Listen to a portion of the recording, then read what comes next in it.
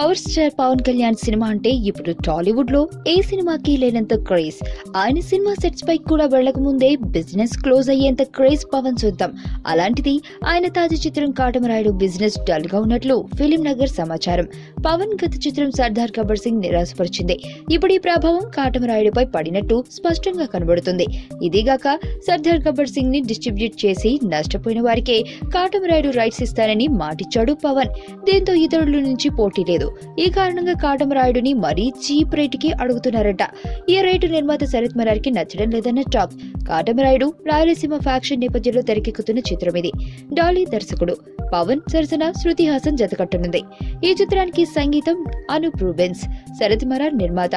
జనవరి నెలాఖరు కల్లా షూటింగ్ పూర్తి చేసుకున్న కాటమరాయుడు సమ్మర్ లో ప్రేక్షకుల ముందుకు రానున్నాడు. ఓవైపు యాంటీ మెగా ఫ్యాన్స్ పవన్ కి సెన్సేషన్ బిజినెస్ క్రియేట్ చేసినంత సీన్ లేదు అంటున్నారు. మరి దీనిపై ఎలా స్పందిస్తాడో మరి.